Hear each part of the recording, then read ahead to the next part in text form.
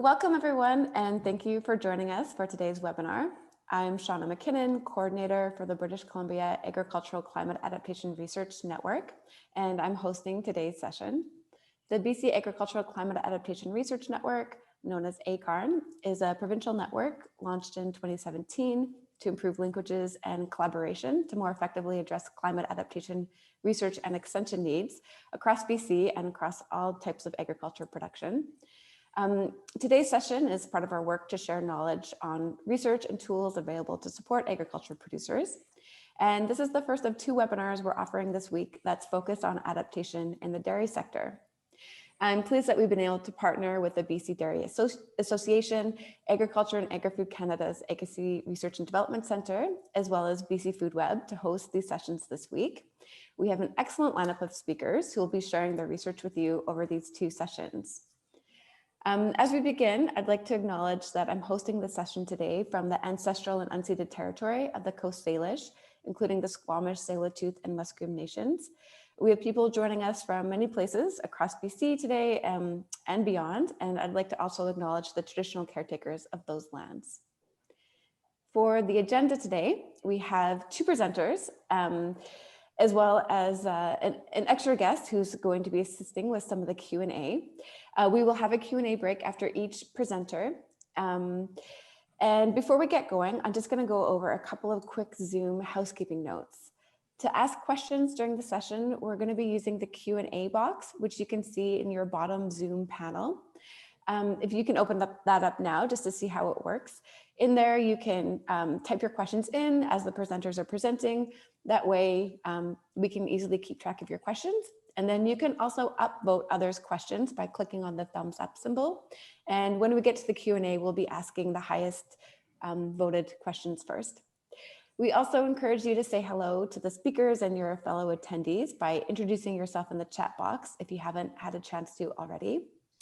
And we are recording today's session, but only the presenters, moderators, and the screen share will be captured.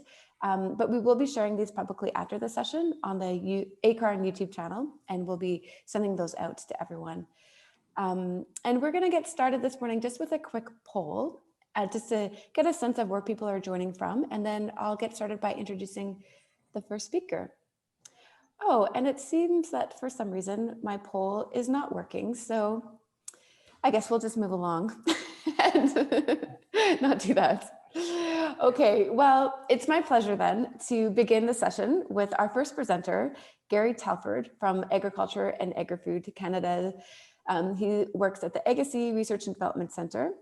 Gary grew up in a mixed beef farm in Ontario, and he's been working with AAFC for 25 years.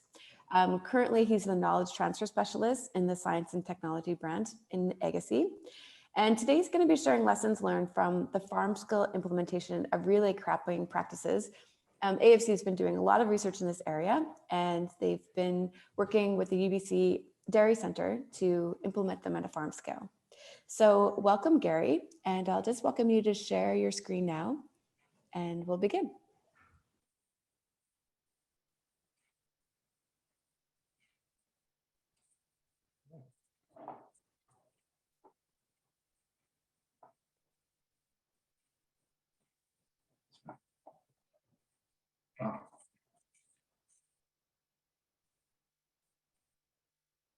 Quick question. How do the banner for the, anyway, I'll just do it this way. It's fine. Why don't you try the slideshow on top? I would like to, but I just, can you not see the slideshow? We can see it. No, I can't see it. It's being covered by the program. Anyway, I'll just do it. I'll do it manually like this. Okay. Well, good morning, everyone. Thanks for the opportunity to share some practical information with you about the many benefits of relay cropping using Italian ryegrass in silage corn. First, I'd like to acknowledge these folks, Shabtai Bittman, Derek Hunt, and Nelson Dinn, for their expertise and guidance and willingness to collaborate on this initiative. As Shauna indicated, I grew up on a mixed cow-calf farm in Ontario. And after university, I threw some shockingly few items in my Jeep truck at the time and drove out west without a plan or a job. Ironically, after arriving, I landed a short-term contract position with AAFC and Agassiz, and Derek and Shabtai were working on developing a practice called relay cropping. Being an Ontario farm boy, I was just amazed at the agricultural diversity in the Fraser Valley, from the mild climate to the big rain to these small in size in terms of acreages of dairy farms that were so productive. I couldn't get my head around the 4 to 5 cuts of grass a year plus cover crop production. Who would have guessed all these years later and positions later, I would get a chance to work on relay cropping again and try to influence producers to try this practice. So the purpose of my presentation today is to share results and experience of interseeding Italian ryegrass and silage corn at the farm level, and give producers some tips and tricks to consider for implementing this practice on their farm. So just a little brief history. Tetraploid ryegrass is a high-yielding, high-quality forage that can be grown as a companion crop in silage corn in South Coastal BC farms. Practice was developed and refined by Dr. Shabtai Bittman and Derek Hunt over 25 years ago through small plot research at the UBC Centre and trials across the valley. And at that time, on-farm demos were being conducted at that time with the Abbotsford Soil Conservation Association, fact sheets on farmwest.com, Agassiz field days, and many presentations.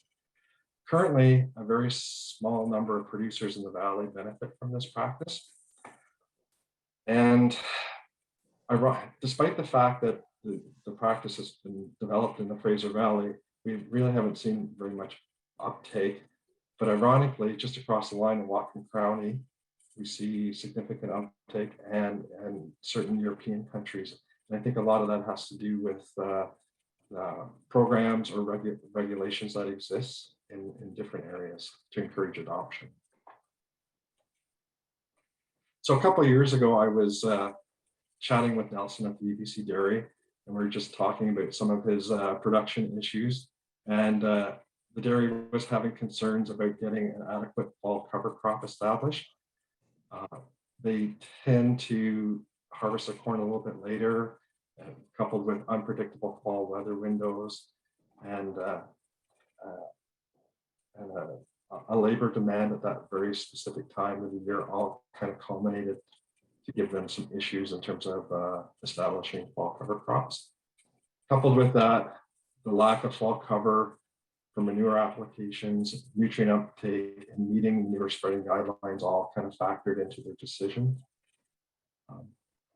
They were also spending money the last number of years to purchase off-farm feed. So there was a financial cost to all this. So I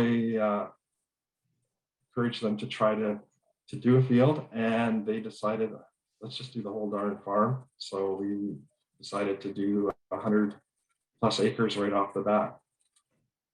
So the great thing about UBC Dairy is it's a representative of many of the issues facing Fraser Valley producers, from size, intensity, nutrient management concerns.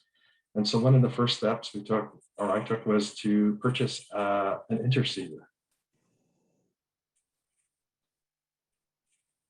So this is a picture of the interseeder that was purchased. I like this one because it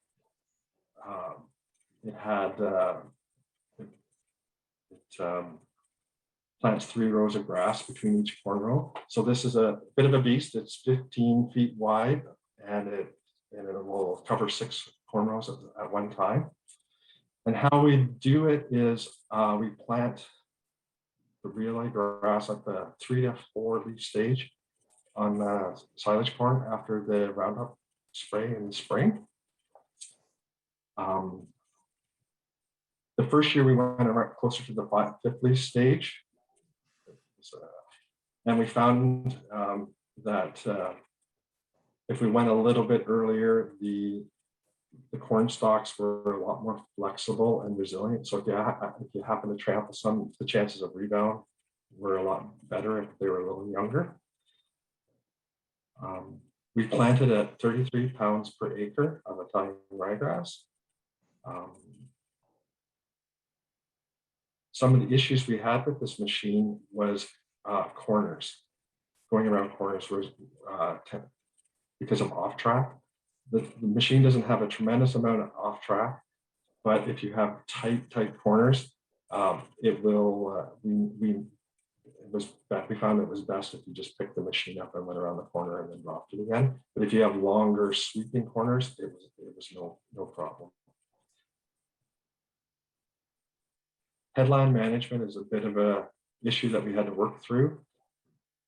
So when we go back and forth across the field and we get to the headlands, you need to turn sharply. And the first time we did it, it was slicing the corn plants from the diskers that were traveling fast. So the subsequent year, we just kind of slowed down as we went around the corners, and it didn't seem to damage the plants as much.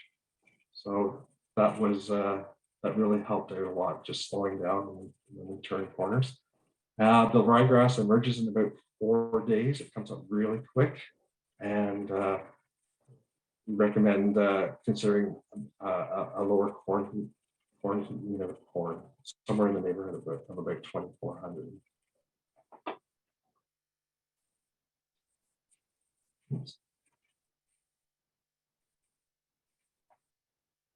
So here's just a little short video of what it looked like when we were in the field.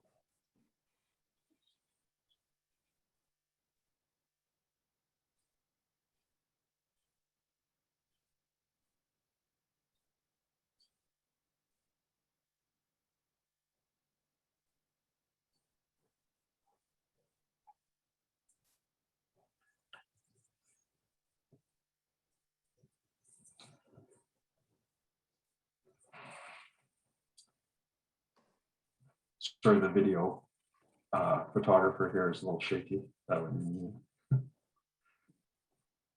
So we have this big blue interseeder, but you don't necessarily have to have a brand new machine to do this.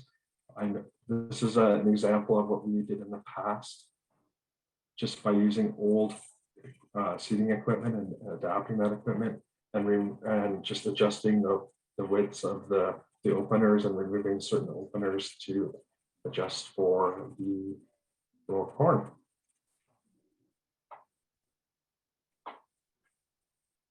So here is a picture of so you plant the relay grass, and it just grows slowly under the corn canopy throughout the summer months. It doesn't really compete with the corn. It provides good weed control. So this is obviously pictures just before corn harvest. Right. And here's a short video about corn harvest.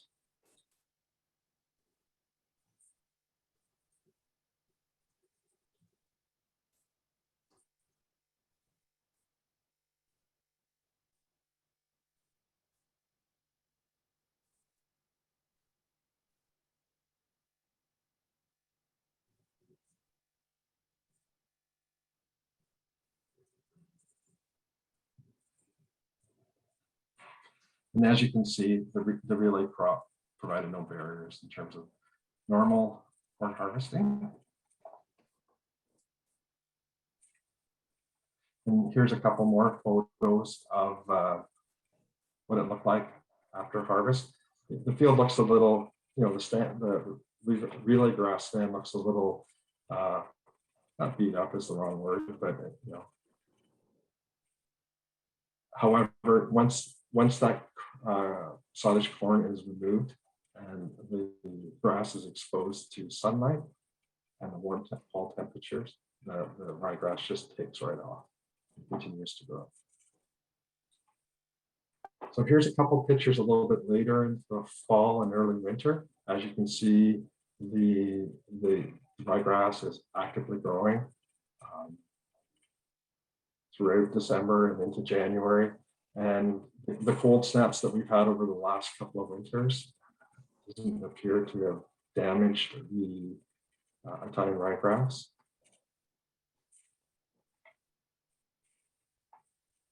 Here's a picture of root ball growth that I just dug out of the ground in December. If you look at the picture, we have lots of long fibrous roots all through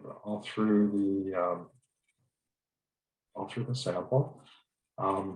We estimate that between 90 to 100 kilograms of N is uptake via the relay crop growth over fall and the following spring. And we also estimate around 7 to 13 kilograms of phosphorus is uptake by the relay crop. And like I suggested earlier, the Italian ryegrass actively grows almost all winter and has withstood these prolonged Arctic outflow wind events that have happened the last couple of years while we've been doing this trial. So we've had this Italian ryegrass is an effective soil nutrient utilization strategy, and the lush growth that we have into the fall and such provides a lot of opportunity for later season manure applications. So if we move along to spring, grass is doing great. So this is April of last year. In the spring, we applied dairy manure via splash plate in March to these particular fields. We also did some fields where we drag lined them, and a few fields where we applied commercial fertilizer. The manure applications obviously resulted in the best yields. This year, right now we're spreading manure on this year's current edition of relay cropping, and we're upping our manure applications a little more just to ensure we have adequate nutrition, because the relay crop is really sucking up the nitrogen. And here is a short video clip of Italian ryegrass harvest last spring, and this is on a field that was our lowest yielding field.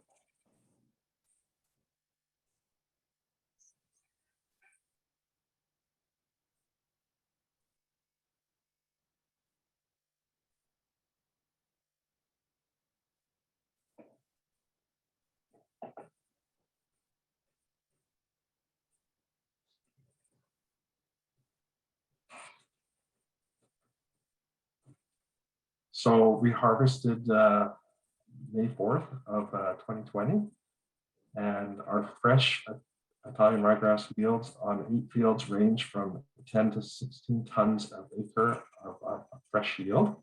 So we estimated there was about approximately 100 truckloads of Italian ryegrass on 100 acres of silage corn were delivered to the bunkers in UBC, which overflowed them. So Nelson was very happy.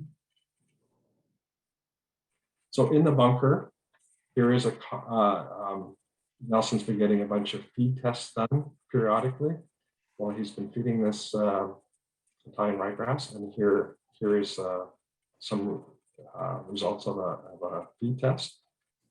So last fall and into winter, he fed Italian ryegrass from his bunkers, and Nelson observed increases to the quantity of milk production and the increases in butterfat content during this time.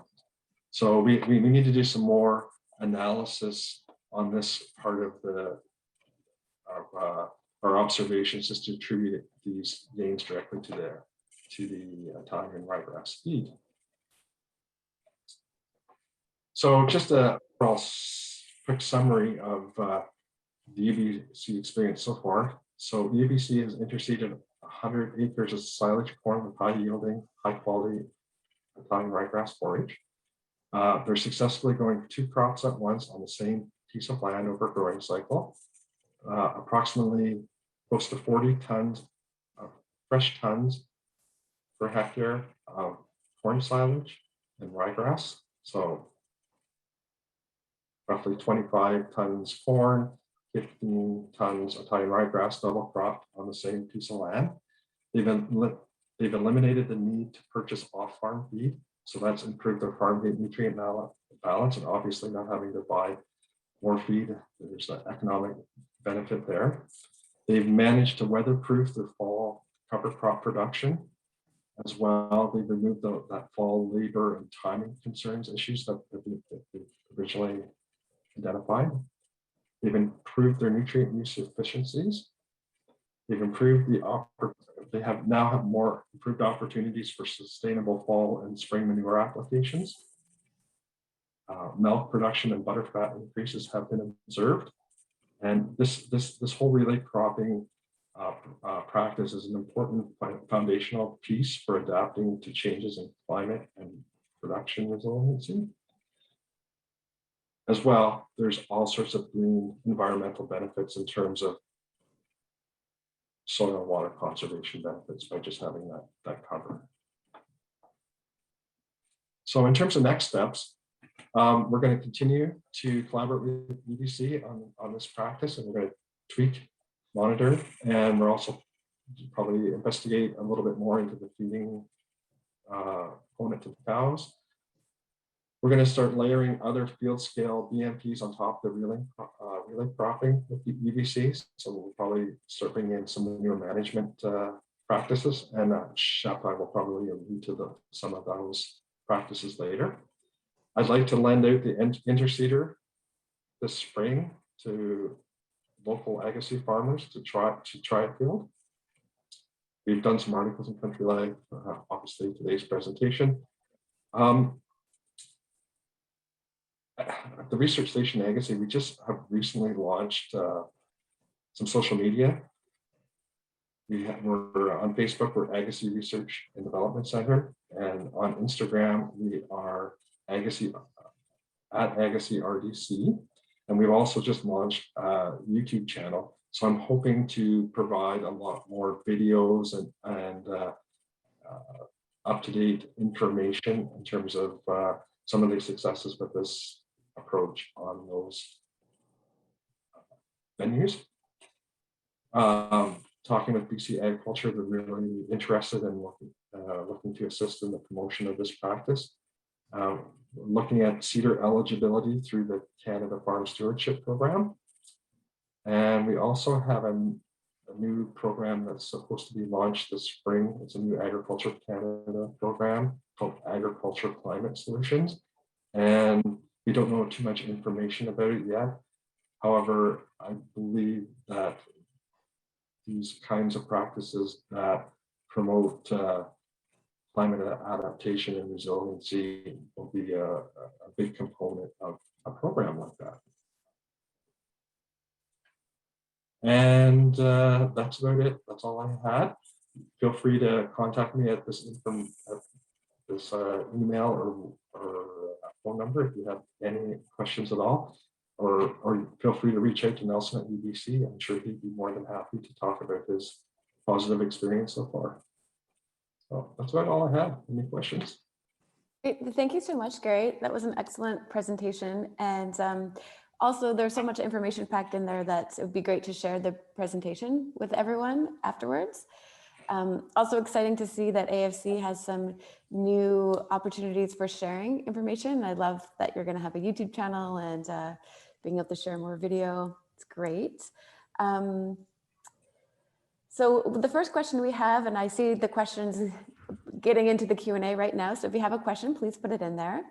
The first question comes from Chilliwack, and would broadcast application work for relay cropping? I believe that some folks have tried broadcasting. I personally haven't seen it. Maybe Shabtai would be willing to speak to that, given his experience in this area. Once time we had not so many options as we do now. The seeder that you got from Penn State didn't exist in those days. So farmers were either broadcasting it or putting it in kind of rows, but on a surface application. So the thing about Italian ryegrass is it has very vigorous seed, amongst the most vigorous of any grass. And so if you have moisture, it will germinate and it will succeed, but it won't succeed as nicely and it won't be as even as with a nice drilling system that you demonstrated. But it's absolutely worth doing. Perhaps a little bit earlier to make sure you get enough moisture, but the seed will emerge from the surface. If you get a little bit, sometimes it's been applied together with side dress. I think the Americans have done that a lot. So there's just a little bit of mixing of the soil, and that helps a bit too. Thanks, Shabtai. Gary, here's another question for you. What is the recommended chop height of the corn silage? We were just kind of doing the 6 inches, I guess. We never, honestly say, I don't think I actually measured that. Okay, thanks for that. You know, I have another question. Knowing that you were working closely with Nelson Dinn, who's the operations manager for UBC Dairy. So, you know, obviously it's going to be extra work to do relay croppings, extra thing to think about. But after the experience of implementing it on the 100 acres and seeing the benefits, what would you say, like on sort of a scale of 1 to 10, how worthwhile do you think they felt it was to take the effort to do this? Well, I guess my first response would be, I don't know if it's necessarily extra work. I think it's just shifting. It's shifting just when you do that work. Right? So, you know, he was extra busy in after they sprayed the corn and they were interseeding the relay grass, but it freed up a whole bunch of time for them in the fall. They didn't have to do that scramble and try to match up with the weather windows. So I don't really think it was just more of an adjustment of the time of work. And I think I can't speak for, I think he would probably say it's probably I'll say 9 out of 10, because you know, there's been a lot of wins. He's weatherproofed his fall system. He's not having to buy off-farm feed anymore. He's more effectively using his nutrients and sucking up excess nutrients in the fall. So I think there's a lot of wins there for him. Thanks. And there's a couple more questions in the Q&A. So one of them is, would other species like winter wheat work, or does it only work with IRG? And I know you have been working on some other varieties.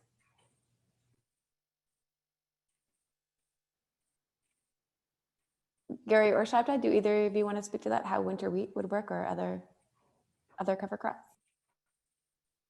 Are you gonna take that? Shabtai.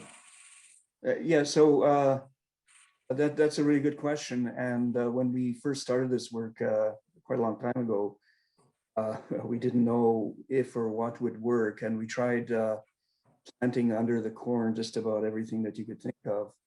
And almost nothing worked. Red clover works, white clover kind of a little bit, but those didn't really fit into our system very well. And other than that, it was only Italian ryegrass. But not only that, it wasn't every Italian ryegrass. So the ones we had tried actually didn't work. And it was only because Derek had gone about searching more seed than I knew about, and found some more space to plant it. We came across a variety that in fact did work. And what we attribute that to is the tetraploid, as Gary mentioned, and the biennial, because nature growth habit, because there are annual ryegrasses, they don't work at all. There are diploid ryegrasses, and at least in those days, they didn't work at all. It was only the tetraploid. And we attributed that to fusarium resistance, but we don't really know that for sure. but Derek ran a trial with some 50 varieties under corn, and clearly all the tetraploids worked. But there are new varieties out there, and Derek's looking into that, and he may have a lead on some interesting things for the future. So too early to say yet, but there may be some new things. But typically, no, winter wheat does not work. It will not survive under the corn at all. Thanks. And just one final question. Did you notice a higher or lower ash content in the relay grass?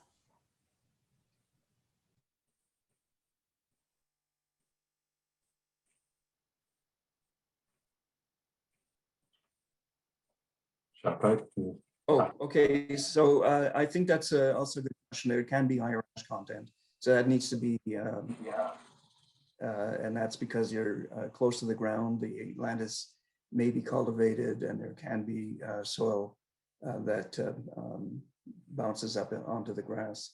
So that needs to be attended to. But apparently Nelson didn't have a problem because it fed out very well. But I think it's a really good question and needs to be considered.